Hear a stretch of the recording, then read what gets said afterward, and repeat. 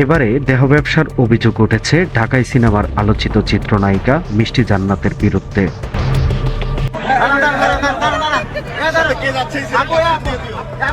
দুবাইয়ের এক ধনাঢ্য ব্যবসায়ীর সঙ্গে এক রাতে 7 লাখ টাকার চুক্তিতে রাত্রি যাপনের অভিযোগ উঠেছে, যা নিয়ে সামাজিক যোগাযোগ মাধ্যম এখন তোলপাড়।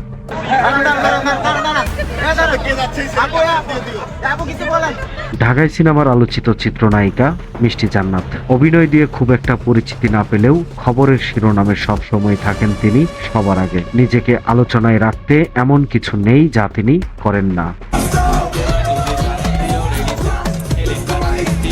মদের আড্ডা থেকে শিশাবার, বিবাহ বহির্ভূত সম্পর্ক এবং কি মেগাস্টার শাকিব খানের তৃতীয় স্ত্রীর খাতায়ও নাম লিখিয়েছেন এই অভিনেত্রী। তবে এবারে আলোচিত এই নায়িকার বিরুদ্ধে উঠেছে দেহ ব্যবসার অভিযোগ। সম্প্রতি সামাজিক যোগাযোগ মাধ্যমে এ নিয়ে একটি ভিডিও ছড়িয়ে পড়েছে ইতিমধ্যে। ভিডিওতে দেখা যায় দুবাইয়ের এক ব্যবসায়ীর গাড়িতে মিষ্টি জান্নাত। তাকে হাতে নাতে আটক করেছে বেরসিক জনতা। চলছে তর্ক বিতর্ক।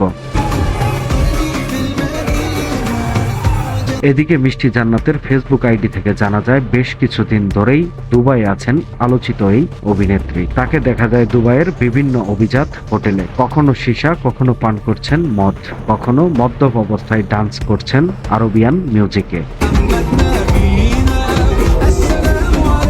এর আগে মেগাস্টার শাকিব খানের সঙ্গে একান্ত সময়ের ছবি ও ভিডিও প্রকাশের ঘটনার আলোচনা থামতে না থামতেই এবার উঠে এসেছে দেহ ব্যবসার আলোচনা, যা এখন সামাজিক যোগাযোগ মাধ্যমগুলোতে রীতিমতো ঝড় বয়ে যাচ্ছে।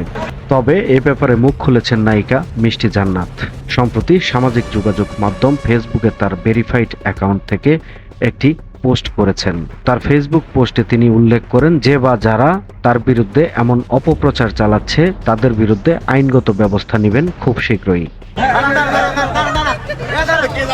সময়ের কলম, নিউজ ডেস্ক।